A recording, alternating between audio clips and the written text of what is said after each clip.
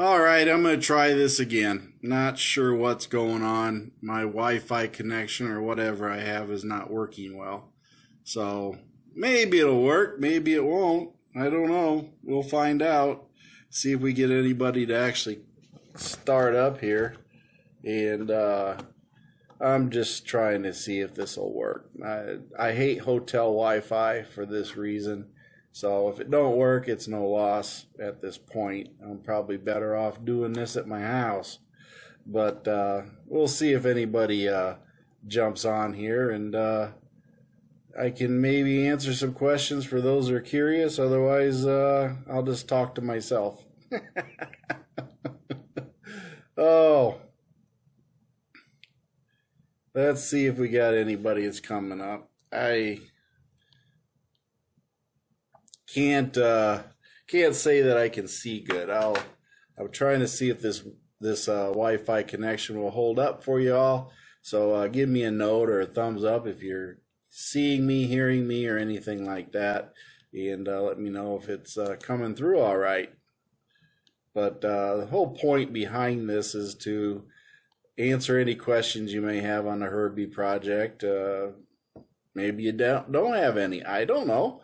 But, you know, hey, give you an opportunity. And since I'm here at this nice, wonderful hotel, I thought maybe I would go over a few things if people were interested in answer any pending questions you may have on the Herbie project. That's right. I don't see where my live is streaming on my Facebook account, but anyway, I'm here on my phone. And I can definitely read the small print if I put my glasses on. I can see what you guys are saying. So once you guys start asking, questions, I can do an answer to whatever you want to ask about as far as the Herbie project or anything else on Ford Edges. I'll try to answer. I might be able to look them up on this Wi-Fi. I don't know, but anyway. Lots of things going on, and I will say that I will be doing a PTU video. I have Herbie's old PTU. There's no core charge on it. PTUs just don't have a core charge anymore. They're just an outright sales deal. So how you doing, Tim? So as far as that goes, hey, I'm gonna rip open first time. The PTU on Herbie, once I get that big old frame I've been working on out back into my car and back up to Herbie. But once I clear out that workbench, then I can go ahead and open it up, and I'll spray the gears down with cleaner, and we'll see if there's wear and what's going on as far as the actual PTU at 152,000 miles. I'm gonna say the lube was changed in it at one time, but because there was a drain plug. But I tell you what, that stuff came out, charcoal black, and it wasn't looking good. And the oil test said it wasn't good. So that was definitely something that we needed to change out. So that's how that's all working. I was called today and told that almost every single part for the rear suspension that I ordered came in, with the exception of the passenger side rear trailing arm bracket. Now, if you all start building something, we always build something from the ground up, right? Well, this base plate for the trailing arm is essentially the foundation, and without that, we cannot put any of the suspension together on the rear passenger side without that bracket. So that's where we're at with that. And but we do have the frame done. We have all the other parts, filler tube and everything else. So we can put the frame back together. We can go ahead and do the seals on the PTU, get them replaced. They have the new axles. Essentially, we can put the whole driver's side together and call it a day as far as that side. but we cannot do the passenger side until we get that one bracket. And it's due, I think, the 21st of April is the last word we have. So we'll play that by ear. I don't know what's going to happen, how it's going to work out, and what's going to go on. But we'll just have to wait, because parts are a mama bear. I think we got Herbie going just in time for a lot of parts. It got a lot of stuff ordered already and received. So like the front end, I think we got a majority of everything that we need. There might be a couple stray things that we have to locate, but I think we've been pretty meticulous in parts ordering and assembly of things as we go. So, yeah, I don't think we're going to be having much of an issue. And putting it together is not going to be that much of a problem. We are still waiting for a PTU. Dorman sent them a follow-up email yesterday, so I'm hoping that I get something back from them soon to get that Dorman PTU in there, and we go from there. It's all a waiting game at this point, but it's not necessarily a wasted time. As you all saw, the condition of the rear subframe, that is a work in progress. I've just about got it done. You all see me posting pictures on it. It is completely done on the outside. Yesterday, I inserted a soft rubber tube with compressed air gun, and I blew out tons of rusty dust and garbage. So I did it quite a bit, ran my air compressor completely down a couple times, but I got it so there's hardly any dust coming out now. So I think I got that all figured out, and the next step is fluid filming the inside of the frame completely, spraying her down good on the inside with fluid film, to the point that it might be starting to drip out, but hey, it's going to be covered. So this frame will probably outlive the car at this point, but it is something that is a first. I don't think any one of you have ever seen a rear subframe or even a front subframe refurbishment on a Ford Edge. So there's a lot of firsts on the Herbie project, and that is, what I'm aiming for. It covers nearly every repair, replacement, or anything you could ever imagine on a 1.5 generation Ford Edge. It really does. Nothing has been left alone in it, with the exception of the AC system inside the dash and the interior work. Everything else has been done to the outside of this car: suspension, drivetrain, everything. There's nothing we have missed in making this video. I mean, the video series. If you watch it, you will find anything and everything. And some say, yes, it may be cheating that I put the belts on the engine out of the car. Well, yeah, but it does give you the most clear view of how it has to be done. And all these other aspects that we've been putting things together and taking them apart, you can see where everything is clearly, where it's located and how to access it. So I think it's quite valuable information for the most part for all of you to reference. So the Herbie series is hands down probably the most complete video series you're ever going to get for any type of repair or replacement of any part on a Ford Edge. There's no other channel that can say this as far as a YouTube channel. So we just covering everything in that aspect. Power steering, we haven't touched. There is no indication that we needed to touch that. Well, we did replace the pump and everything, but I'm talking, well, let's see, I meant to say brake booster. There's no indication on the brake booster. So we don't have any issues on the brake booster. We're going to use the old brake lines just because they're in good shape. We don't have to worry about them. you guys can read between the lines on that one. But anyway, everything is going to be safe for Mercy Grill.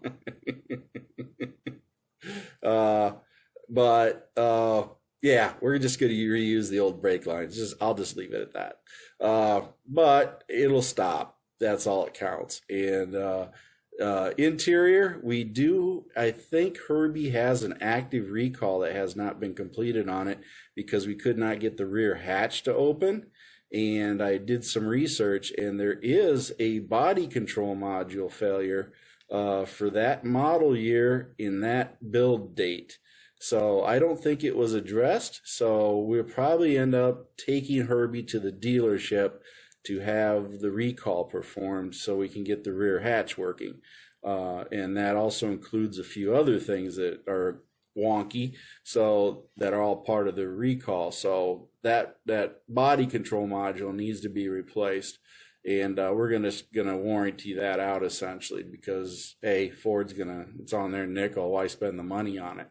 But overall, it is a good project. I'm enjoying it. It seems like a lot of work. I spend it almost every weekend up at Jeff's garage working on Herbie, but it's a devotion at this point. You can't turn around and go back. We are at the peak of the whole project now that everything is coming in. All the destruction we needed to do to recondition Herbie has nearly completed, and we are at the point we're going to start reassembling Herbie with the goal of getting the engine in it. Now, once we get the rear suspension done and everything together back there, we move back up to the front. Then we have all the parts that we need to start reassembling the engine. Once we get the PTU in and get that connected up with and married up with the transmission to the engine, then the power plant goes in. It's that simple. So we're not far from inserting an engine, but that is the easiest part of it. If you really want to know, is inserting the engine. That's the easy part. The hard part is hooking all the wires up, the connectors, the hoses, the ground points, sensors, everything. We got to redo the entire electrical harness system and reconnect everything, and the hoses and lines and all this stuff has to go back together. So we've done our best to Ziploc baggie most of the bolts. We do not have a can with a lot of bolts sitting in it. Everything's in a Ziploc bag. Now, that doesn't mean we won't lose something. That doesn't mean we won't run across something where, well, does this bolt go? How come we don't have this one? We expect that. It's just the nature of the beast. So you just got to try to organize best you can and then just go with it. But yeah, once that rear subframe is back in, we got the exhaust system for it. We got a new filler tube, sway bars getting repainted, primed and repainted, new bushings, RDUs get new seals. We're resealing the RDU up again, and it's just going to be in good shape. And this weekend, I'm going up to Jeff's garage, and let's see, I'm going to be, sorry, I had a big meal at the restaurant. Boss paid for it. Anyway, it's part of work, so I'm here at the hotel. But anyway, I got to get up underneath there. I got my needle gun or scaling gun. You guys might have saw in a clip that I did on MACT Garage and descaling the frame. I'm going to get up underneath Herbie. I'm going to descale any surface bubbled rust and all this stuff off of there. All the sheet metal that I touched is solid. I have no rust through. So this is a perfect opportunity to get that surface rust and everything taken care of. I got spray-on rust converter for the really tight spots, and I got the Corroseal and everything else for the other parts. I'm really not sure I want to do the truck bed liner under there because I feel that the truck bed liner may actually hold water rather than repelling it. So I'm more prone just to let the rust converter be, the coating that I put on it. That may be the better call of this. So I'm on the fence on it. I will know and make my decision once I get the rust converter coverage and get Herbie all set up with that underneath. But the rust is not that bad. The frame makes the car look rusty. That's really bizarre in how badly the frame was rusted, but it was all surface rust. There's no weak spots on that frame. It's just a conglomeration of mud and rust on the top of the frame that made it look horrible. But once I got it down, the welds were solid, the metal was solid, everything's solid. So I have no concerns with the strength of the frame. And I probably, I made the life expectancy of that frame probably 20 years longer now, especially once I get the fluid film on the inside. Darn frame will probably last longer than the car. But yeah, it's quite a project. So yeah, I'm just enjoying it, and it's more than I expected. I will not lie. I cannot lie. It just grew.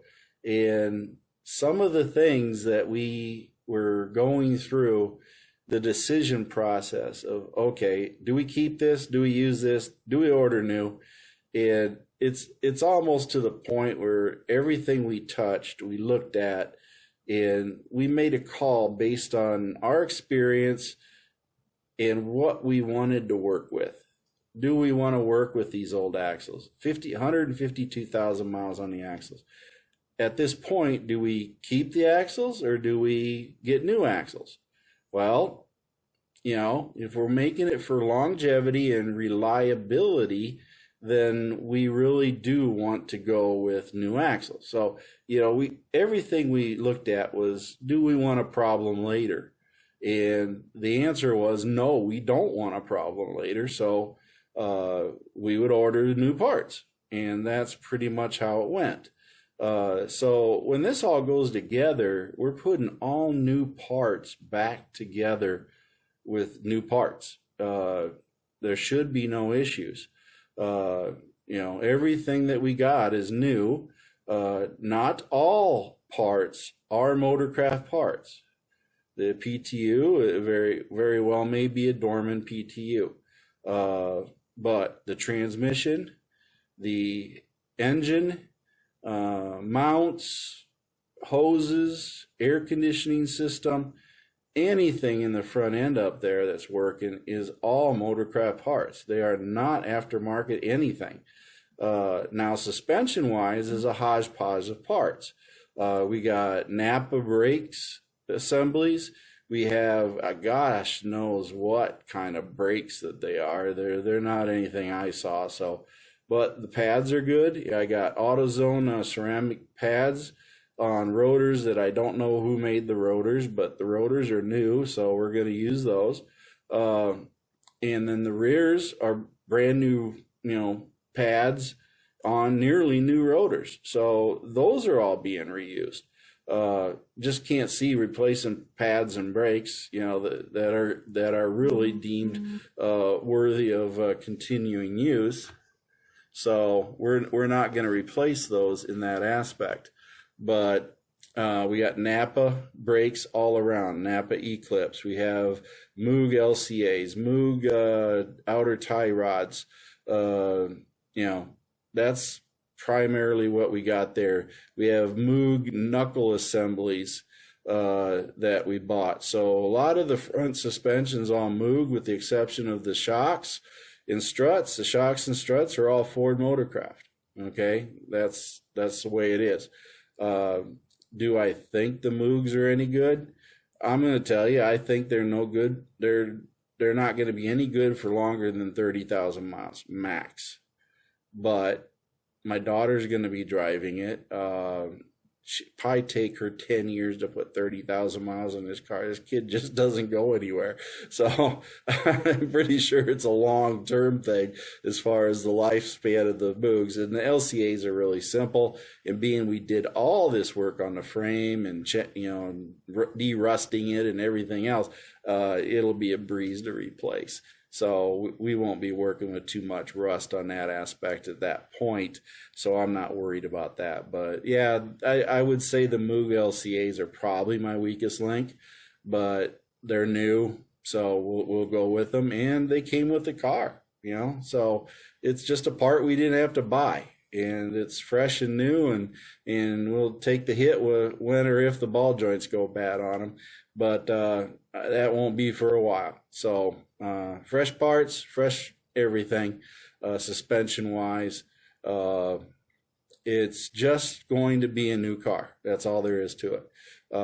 It's going to be a 2011 Ford Edge in shell name only. That's it. Everything else is all 2022.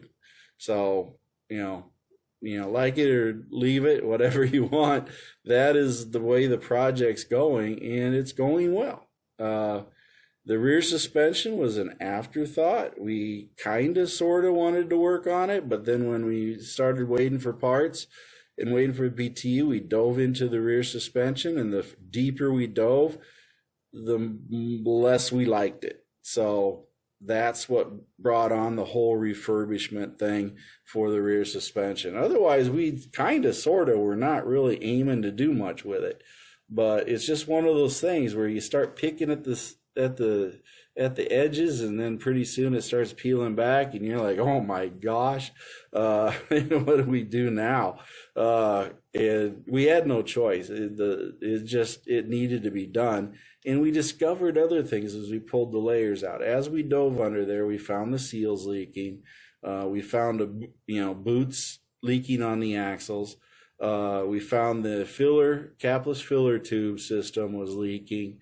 It's just a no-brainer to say, okay, we do this.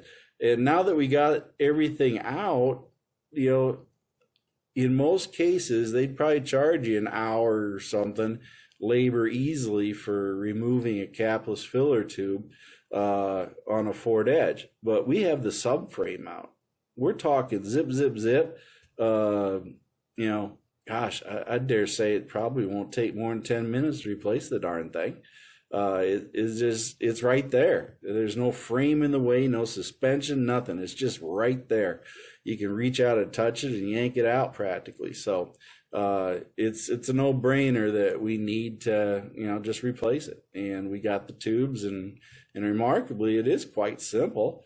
And we may even start siphoning the gas out of it before we start putting the tube in there, because the gas in it is 2 years old, probably. So yeah, we're going to try to get as much of the gas out as we can.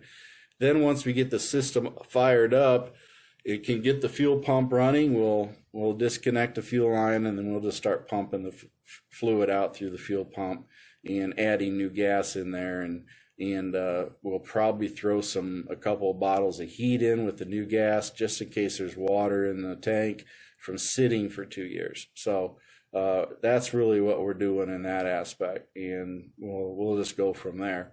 But I have a feeling it's going to be pretty clean and not much water. I don't expect water in there, but we'll check it out before we start it, because we do not want to have injectors get fouled up with anything.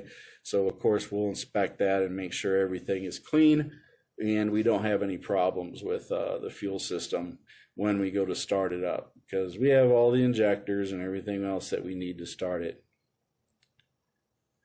What was the total time frame of the build? Well, Jamie, I hate to tell you this, but we're only about halfway done, if that.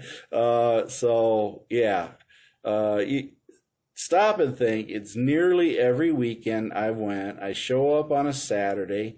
Sometimes I've shown up on a Friday afternoon or evening, but we then work Saturday generally from, say, I might get there about 9 o'clock in the morning, and then we don't stop working till 9, 10 o'clock at night. So 12 hours, and then Sunday I'll usually work on it till about noon or 2 o'clock in the afternoon. So we start at about 9 o'clock, sort of a lazy wake up, and then so we might put another 4 hours, 5 hours into it.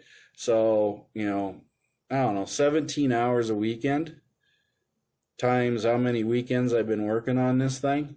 I forget how many weekends now. It's every weekend in February and March, and I did not go this last weekend because I was working on the frame at home, and there was really nothing to do on Herbie because I had to get the frame done. And the frame took me a lot longer than I thought it would. But as far as that goes, it's nowhere near that I can tell you the hours. And if I give you the hours, it's going to be ballpark hours. But keep in mind, I'm not going to figure out, well, it's $125 an hour times this many hours. I'm not going to do that, folks. This is really a hobby. It's a thing of essentially love for my daughter to build this. So the hours put into it are just a dad doing a car for his daughter. So you can't put a price on that, I feel. But we can put a price on the parts. So I will tell you all how much the total is, and I'll probably fudge the numbers up a little bit due to missed stuff. So I might add 10% onto it just to give you all a ballpark estimate, because I can't say that I'm keeping exact track of all the small stuff that we buy here and there, and the tools that have been bought are not necessarily for only use for a Ford Edge. They're used for a lot of Fords. So the tools, I might make a separate little bit on tools that were purchased, but I don't really want to include it in the build because we all accumulate tools as we do a build. But let's see. I'm glad that you do enjoy watching the videos and everything. And one guy says, well, if the cost is primary decision point, would you recommend this? I can't read the statement here for you. Sorry, because I'm on my phone and things aren't working right for me. But I guess the gist of what I'm seeing written here is, if I knew about the cost of the rebuild right now, would I do it again? I don't know, folks. I think I would if I had the right car at the right price. The main thing is that you're not going. You guys can ask me or whatever on this. I'm not going to tell you the cost, not at this point. But I will tell you that, we might be on the higher end of a 2011 cost under today's market, but I'm going to tell you, when you go to a lot and buy a 2011 off the lot, are you getting a brand new 2022 essentially Edge, drivetrain wise, refurbishment, everything? This Edge will also have a 3.7 in it, and it won't be a 3.5. So I personally think this car is worth more than any Edge you're going to find on a driveway or in a dealership. So and it probably costs about that much, but you're not going to find a better Edge, in my opinion. There's no way you're going to find a better Edge than what you're seeing with the Herbie Project. So it's well worth it. It's worth it, and I would do it again. And I'm getting older, so it's getting harder. I got a young daughter, is 12, so what do I do for her? I'm already doing this for the oldest one. So yeah. So if you can't put a price tag on the project that your daughter will be operating, yeah, that's right. I can't put a price tag on it. It's like I said, it's my love of my daughter, my love of the Ford Edge.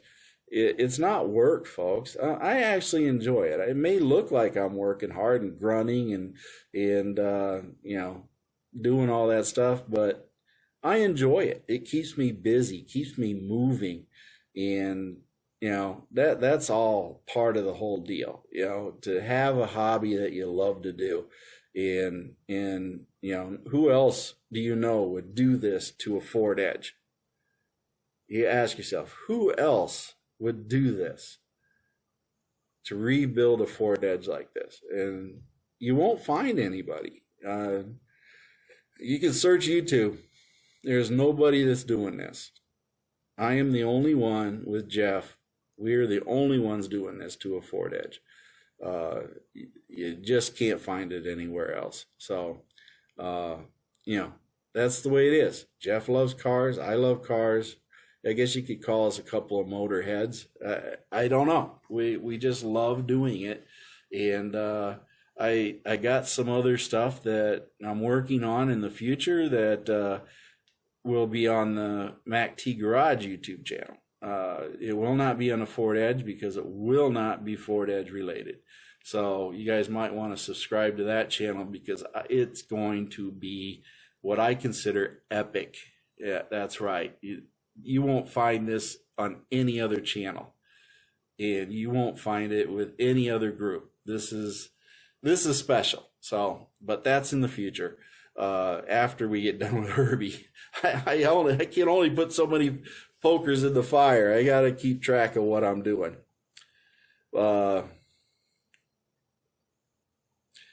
Yes, as Jamie says, if you do the job yourself, you know it's done right, and you know that it's a good job, and it's been built better than anything you'll get out of a garage.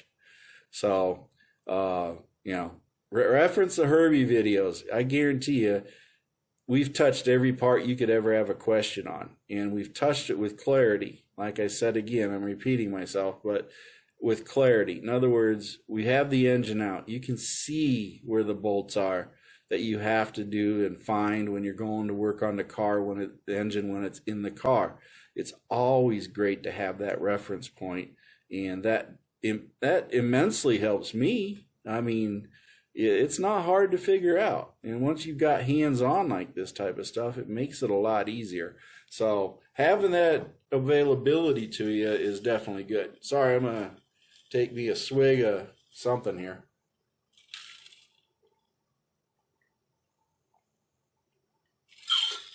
Oh no, it's not an adult beverage.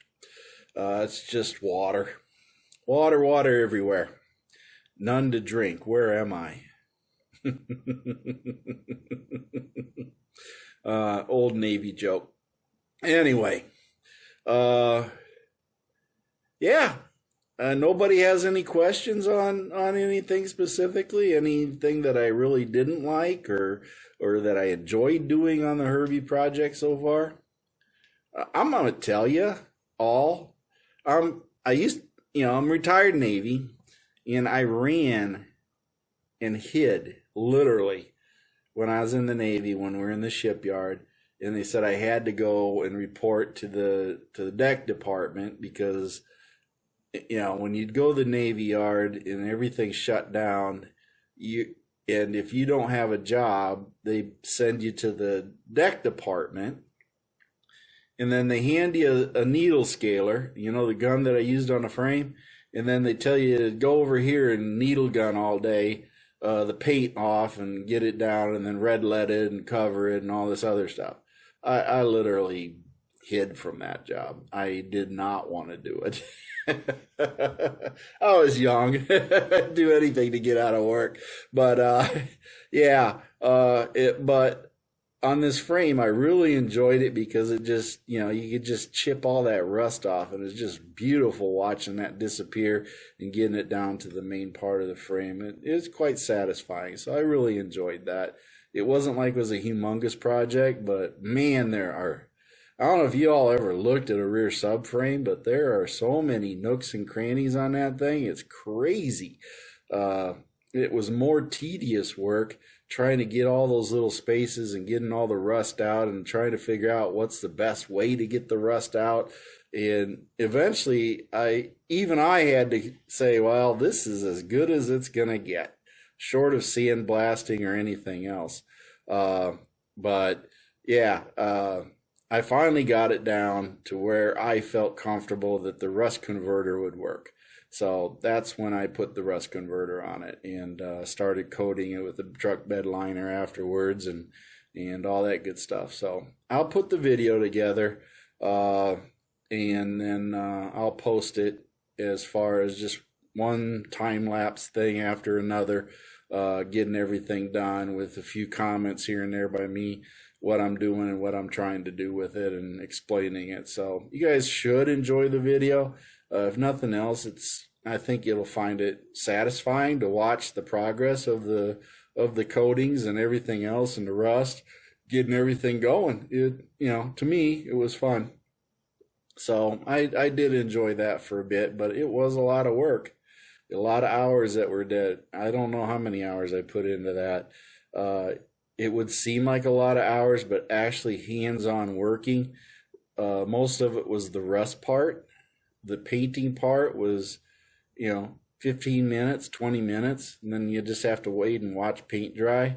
So it took a while to actually come up with something to do in the meantime. And I'd go on Facebook and I'd do other things and take pictures and do all my video and everything else that I needed to do while the paint was drying, literally.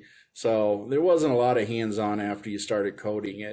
It was a pretty quick thing, but the rust and the descaling and the brushing and the sanding and grinding and everything else took all of the hours. Covering it was very few hours at that point. It was more just waiting for the paint to dry because it had to dry for at least 24 hours or something like that, each coating. So yeah, that took the most time. But I'm glad I did it at home because I had never gotten that job going every weekend to try to do it because it's just too time consuming. So that was a good job to do at home. I could work on it every night and go at it. I'd 5:30, 6 o'clock, I'd be out there working on it till 10 o'clock at night. And then I'd start again the next day after work and hit it again until I got all the rust done. And then it was easier after that. So yeah, that's what, kept it all going. Did that all week long and weekend and everything else. The weekend I really hit it hard, and that's where I got most of the work done. And then after that, I just sort of piddle farted with it for every evening, and then until I got it done. So yeah, that was time consuming. And this weekend is going to be time consuming because I have to go de-rust the undercarriage in the rear end of Herbie, and that's going to be another tedious job. Except this time I'm going to be working over my head with all the rust falling in my face, and I got to learn to keep my mouth shut. But I'll wear a face shield in this case so I don't end up eating a lot of rust and paint. I don't think they paint them with lead paint anymore, so I'm probably safe there. But yeah, don't want to eat the paint chips. So anyway, that's probably what I'm going to be doing this coming weekend on Herbie, and that'll be my main job, to get that thing coated this weekend so that when we go up the next weekend, we can start putting stuff together. And that's the whole point behind all that. And we can start reassembling Herbie's rear end, and then hopefully by the end of the April 21st or so, that other bracket comes in and we can completely finish the rear end of Herbie. And that would be a great feeling to have that done. Don't know. What do you guys think? Should I sand down the old rusty drive shaft on Herbie? That thing is just rusty as all get out. I almost I want to sand it down and at least fluid film it or something so that it has a half a chance. I don't, what's your opinion? You all tell me. I got this Herbie's drive shaft, drop it down, and do I de-rust, sand all the rust off of it? And the jury is out on this. Do I coat it with anything? Should you coat a drive shaft with anything? will it throw the balance of the drive shaft off? I'm not going to powder coat it. Not going through that money for that. At the most, I'll put Corroseal on it. I'm thinking I just want to put Corroseal on it. I can paint that on there, and I think that would probably be the best choice. But you know, some people say, well, if you paint it, then it's going to be out of balance. I don't know that the drive shaft on the forward edge is that sensitive to being painted. But you guys give me your opinions. I'm willing to listen. Okay. I'll ultimately make my decision, but I like to get information and opinions and just say, well, no, it won't work. And I don't, you know, I'd like to know why it's not a good idea, you know, factually. So, you know, let me know what your facts are on this. Opinions are always easy to give. Facts are a little harder, require a little more work, but I want to go factually on it. So give me some good factual reasons why I should or should not coat it with Corroseal after I grind it down a little bit with the die grinder and pads and clean a majority of the rust off of it. I'm not going to bring it down to bare metal. I'm just going to get the surface rust off of it because the Corroseal works better with surface rust, but light surface rust. So that's primarily what I want to do. So you can't powder coat something that's got rust on it. It just doesn't work. So that'd be a waste of money. It'd have to be clean metal, and we're not going that route. So anyway, that's my point on that. So if you got to, you know, post it down below something, and we can go from there. But hey, I know I got about 9 or 10 of you that are watching, and none of you got a question for me or a comment or anything on this. I'm hoping that there's some participation here so I could answer some questions, but and mostly it's just been me telling you my trials and tribulations of what's going on. But hands down, I'm doing this for my daughter, Mercy Girl, and she deserves it. She deserves to have a car to drive. And I'm just going to be so happy when we're done, and she can finally drive it. So, and I may have her take me around to my job driving it to get used to it, because she'll probably only have her permit, so she'll need experience on that, and have her drive me around. And 2, we can test how Herbie does. That's right. We can give Herbie a good shakedown for about 30 days of her taking me around, and then call it that. Yeah, Greg, that's what I say. I don't want to heavy sand it. I just want to knock the surface rust down off of it and go that route. So that's why I'm saying, do I coat it or do I just leave it and then fluid film the darn thing and call it a day and just live with the rust? Because it is let's put it this way, the drive shaft, the carrier bearing all look decent. We never really examined it that close, but it's not wobbly or anything. So it's easy enough part to replace if it fails. It just hands down is simple to replace. So I'm not too worried about it. That is one of the easiest parts on your edge you could ever replace.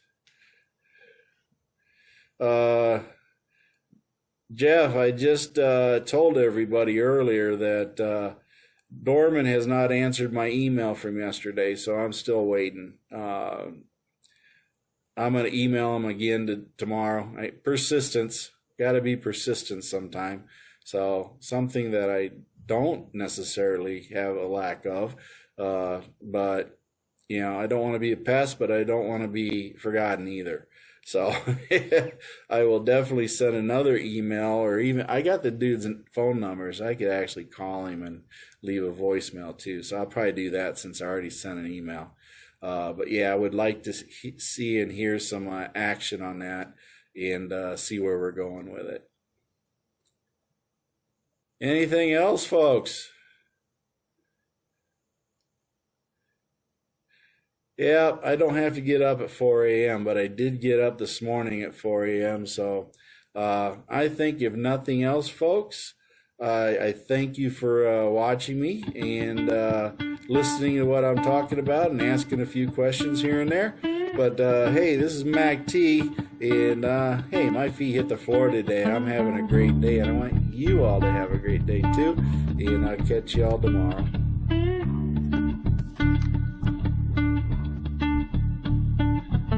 Thank you for watching MACT's videos, and remember to like and subscribe. This is a Mercy Go production.